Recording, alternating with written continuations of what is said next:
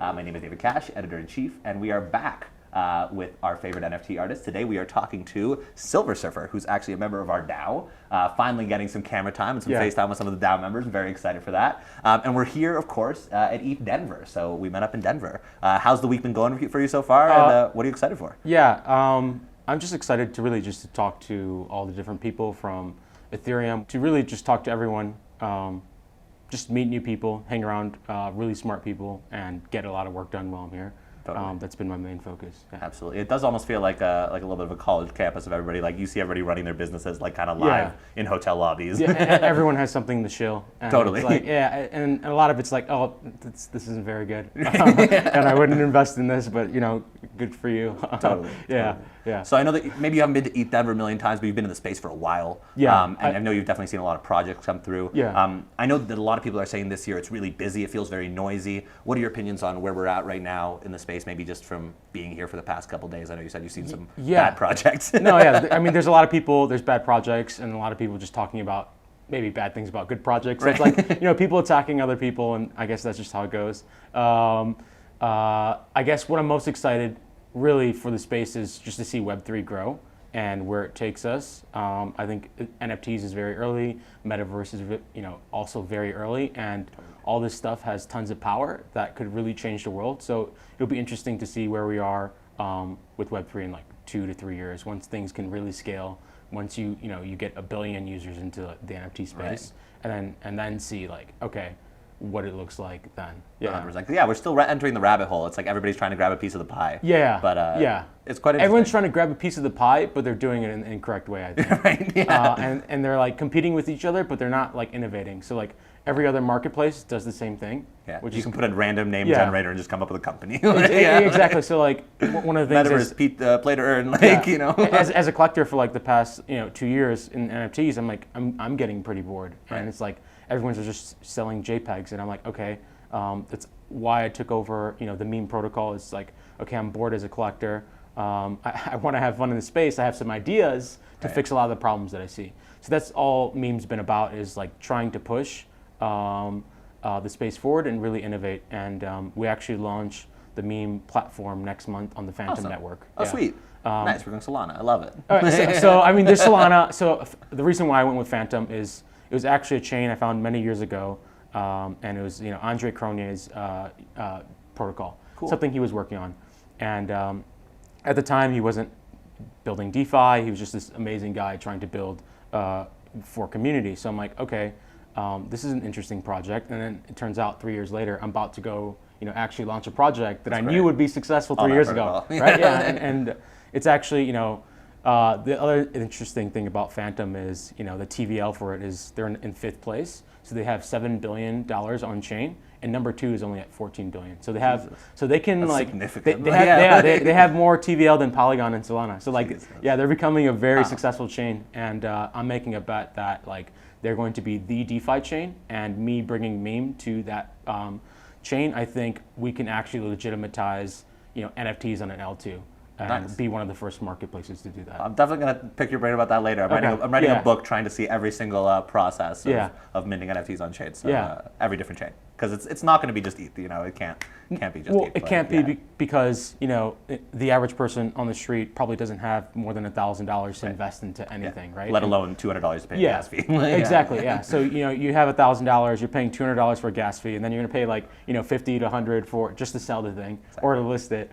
So you want to send yourself money, it's $20-$30. Yeah, so you have to make sure like whatever NFT you're buying, that like, it's an actual good investment. And there's tons of rugs. So it's like, imagine you're a new user, you have $1,000, you lose it on your first bet, and then you never want to come back. Yeah, and that first experience is really. And it's like, okay, if you're gonna make people, and I'm not to say like NFTs just cost too much for the average person, and I think a lot of people just live in a bubble and think, okay, because we've been in crypto for very long, this is how it should be. It's if you have thousands of ETH, it doesn't really seem very. If you have a spouse or a girlfriend, boyfriend, whatever, and they haven't had they haven't bought into crypto, like the easiest thing to do is like to get out of that bubble is like, okay, I'll send you $1,000, get into the space, and then watch them try, right? Yeah. And then have them go on Uniswap, and then once you see like the fees, you're thinking like, oh crap, and then it's like, oh, I'm used to this, but everyone else isn't, and it's absurd. Yeah, I go through the process in like a couple seconds. We do it almost every day. It's like, it's crazy because like, we'll spend like hundreds of dollars on gas fees and we don't think about it or we're impatient, I'm like, come on. Yeah, generally like everything you just up it. Everyone's just generally ups it. I don't want to wait 10 minutes. So that's the reason why we're going to Phantom. I want to make sure that like we can actually provide NFTs at a much lower cost for anyone to come into the space, and that's the goal for me. That's excellent. Yeah. That's excellent. A lot of things I want to talk to you about, but let's take a step back as well for your context in the space for anybody who might not know. So obviously we're at ETH Denver. I think the interesting for me that I found here is there's a lot of NFT people, but there's a lot of non-NFT people, and it's interesting to even see like there's so many DAOs and things that are completely non-NFT related. I'm like, oh wow. But you've definitely been in the NFT space for a moment. But I'm wondering if you had a background in crypto before, and just kind of curious how you entered the space. I'll go through my whole background. NFTs, the whole spiel. Because it's a very good background. I got into crypto very early in 2012. Wow. I got into Bitcoin. I was a huge Bitcoin maxi, and at the time, you would see like, Ethereum had its ICO, and then all the Bitcoiners would hate on it. Right. And because Bitcoin is kind of like a religion, I believed it. Like, oh, anything else other than Bitcoin's a scam, and and they still believe that. And that was one of the things that like I dislike about Bitcoin, and like.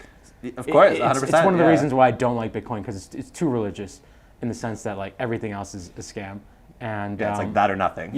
So one of my friends, who was a mentor for me at the time, he was like, "Chris, you have to check out Ethereum." I'm like, okay. Actually, let me back up a little bit. I actually checked out Ethereum. You go on the website, and it was I think it was called the Final Frontier, or it was like this cowboy Wild West theme.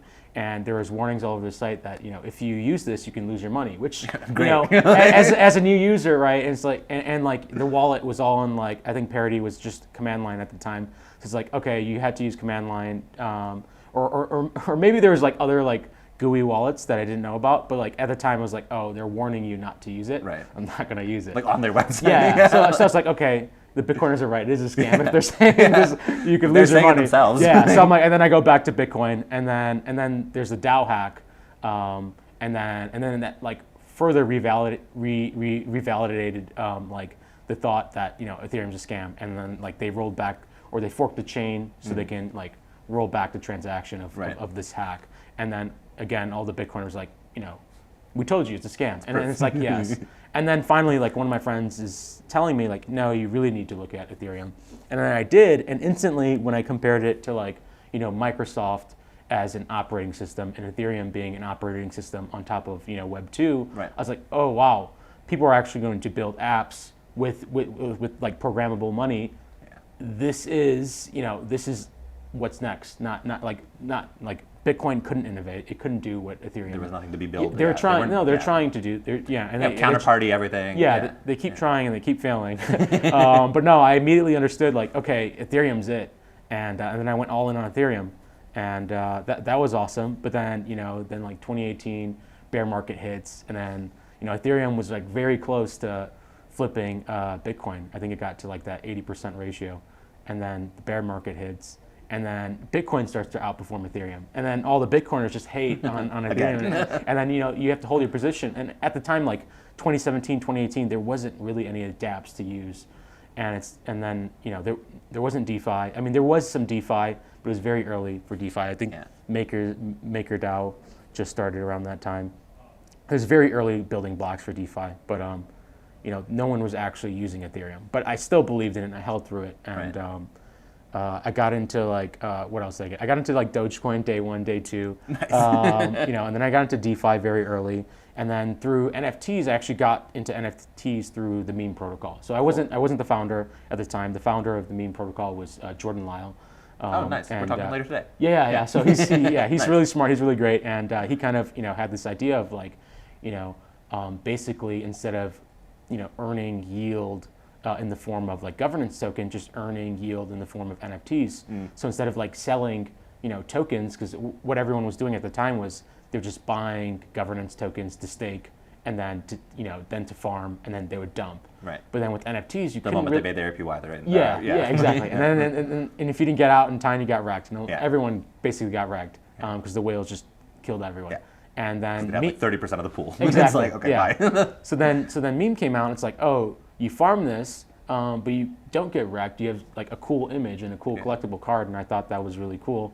And then I wasn't really into art at the time. I was just collecting cards, these meme collectible cards, and then it turned into like collecting art on the platform. But then I started finding other artists, and like the first artist I found, and like the first real NFT that I found that wasn't a collectible was like PAC, and that was like, okay, my first real NFT was. Do you remember what year you bought that, or what month ish? Like late 20 year. I don't remember. It was very early. It was before the bull run for NFTs. I actually think meme actually started this bull run for NFTs. I don't think it gets enough credit for that. I mean, definitely a ton of the early NFTs were meme NFTs, like on ETH. It brought all of the DeFi people into the NFT space, and then all of the DeFi founders like Andre Cronje, Stane from Aave, Hayden from Uniswap. They all talked about meme because they all had cards of themselves. Right. And it brought a lot of DeFi people into the space. And I think that's actually what kicked off the bull run. And then Nifty Gateway went on a massive tear. And then, now we're basically here with NFTs, but it's still super early because, like, I think, how the next generation or the current, like, how people will get into crypto is not through actual tokens. I think it'll be through NFTs. And, nice. I don't think there'll be like a bear market for NFTs because like there's not enough people in NFTs, and it's just as bigger brands, bigger companies get in and they bring their community. People are saying this is the bull market, but the bull market hasn't even started. Yeah. Like, we don't have a couple 100,000 people who are doing this. Like, a lot of people don't understand like once these Web2 companies or brands they come in and they want to join and other people help them get in and bring and onboard their communities, like it's gonna be massive amount of demand. For NFTs, so I think we got the first taste of it with the whole Coinbase thing just happening, and that's already a crypto company. What if that happened with I don't know, Apple, exactly. when that inevitably happens, right? With like Adidas doing it with Bored Apes Yacht Club, right? Yeah. And Bored Apes Yacht Club is just like limited to 10K, like users, right? Imagine when maybe Adidas does a solo drop and maybe they do their own collectibles or something. And now you're already starting to see people doing like 100,000 unit drops, which Jordan did with the Matrix. Yeah, and otherwise that would be impossible. Yeah, you know what I mean? Like even like 6 months ago, doing a 100K unit drop would be completely unheard of. Like, who would take it? I think like from like the Matrix standpoint, a brand can do it. The only artist that really did has the biggest fan base is PAC, where I think his merge drop did like 36K. That's amazing. Wallets. Wallets, not even units. Yeah. Was it one per wallet or was it limited? It was like, well, he created this, and this is why I like PAC because he like creates interesting innovations within NFTs. He created like an accounting feature for NFTs, so it would be one NFT. So like in your bank account, you can say you have $100, right?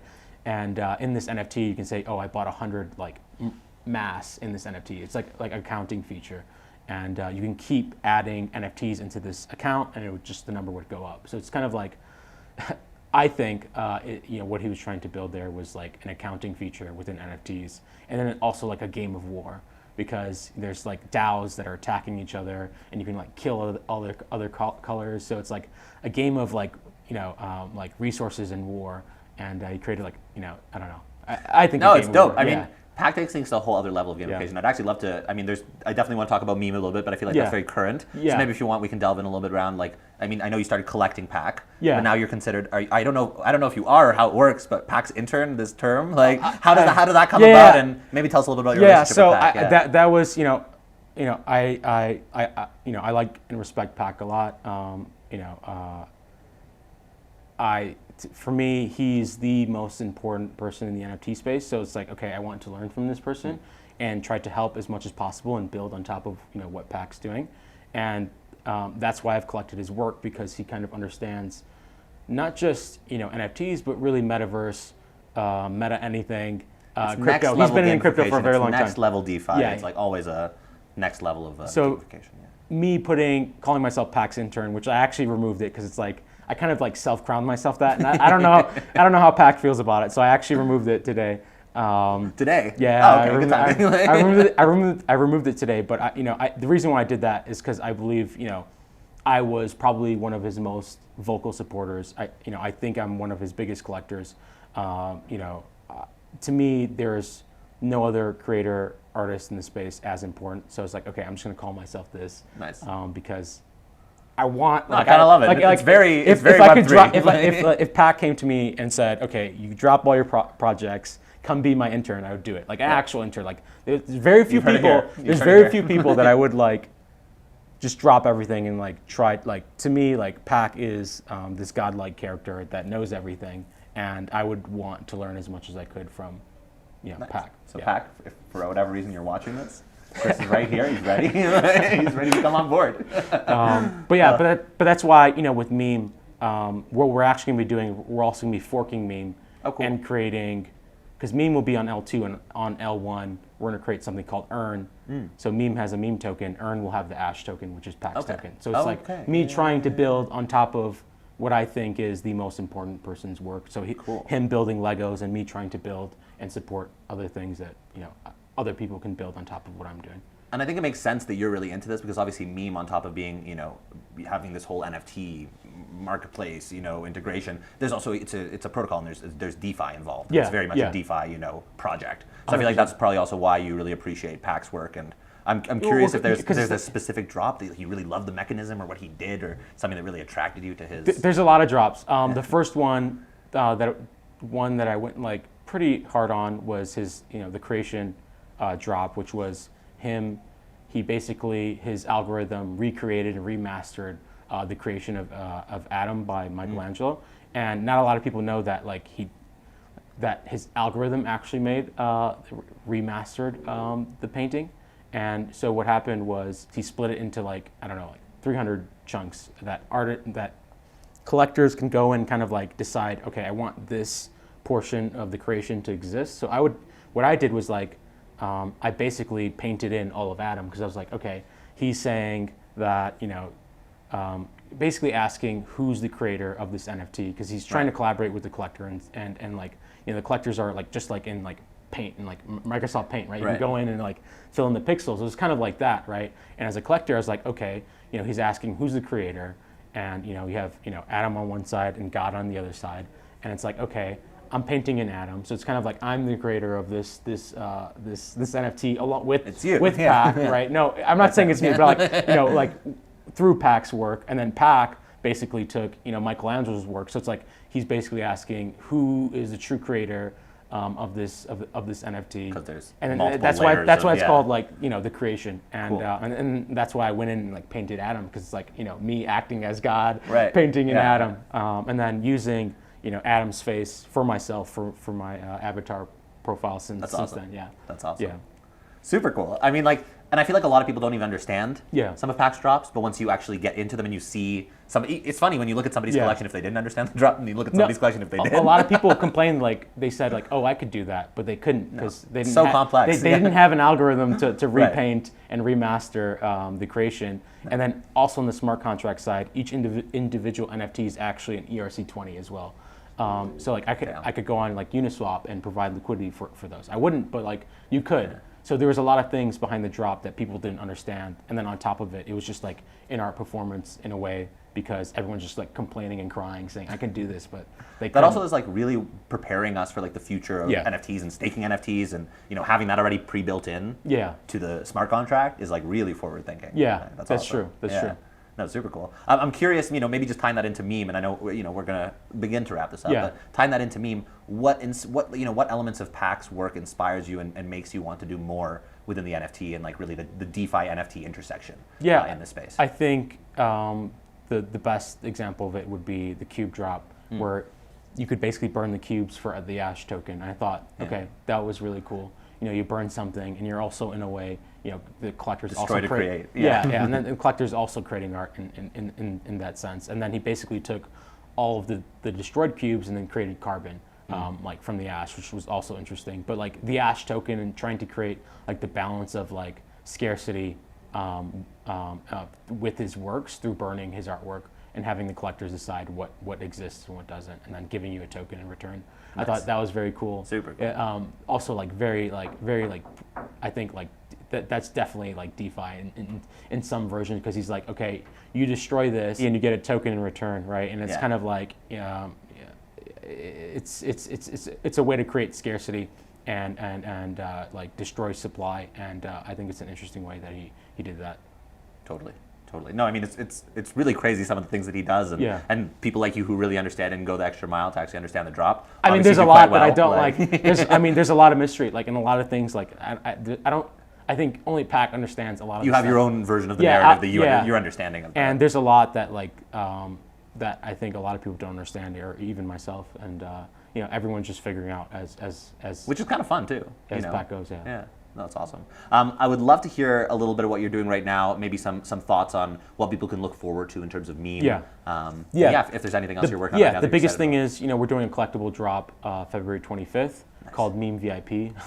Very important pineapples, and it's 3,555 unique pineapples avatars that people can, one, use on the website when they join, and then two, use for like access to drops and whether it's airdrops, exclusive drops, and like even some drops that we're gonna have on the platform will be gated by these NFTs. So like you'd have to own a VIP to maybe get into some of these drops. So it's just a way to provide utility, give access to users, and I'm super excited for that. Also very true to like the background of meme, like where they used to do all the airdrops and like the newspapers and everything. It's like bringing that back to. We really plan to like reward anyone who joins that drop, because for us it's like we want to create this exclusive experience, and we want to be able to like quantify like who are the loyal community members, right? And if you support us, we'll make sure you get your reward in the end, and like tenfold or more, 100-fold. That's the whole goal, is like trying to track who these loyal people are and giving them exclusive drops, rights, and they'll also get like full IP basically of like those specific characters too. So like we're basically it's gonna be an interesting drop. Like a lot of collectible projects, they're not really building utility or anything into it. It's like we're dropping this and we're gonna use it on the platform. And if you have this, you'll get access to. So many projects are thinking right up until the drop, but then they kind of end there. And then it's like, well, that's the beginning of And for us, it's like, we're not going anywhere. We're not creating another collectible drop. It's like we're dropping these avatars, and we're gonna keep adding value to it, and it'll be cool. Awesome. Well, definitely check that out. I'm really happy that we got a chance to do this. Thanks so much for taking the time. We're gonna tag all of Chris's links in the bottom, Silver Surfer on Twitter, really appreciate you taking the time to do this. Thanks again for joining us. As always, we're here for NFTS.WTF. My name's David Cash. Appreciate everybody joining. Thanks again. Bye from Denver.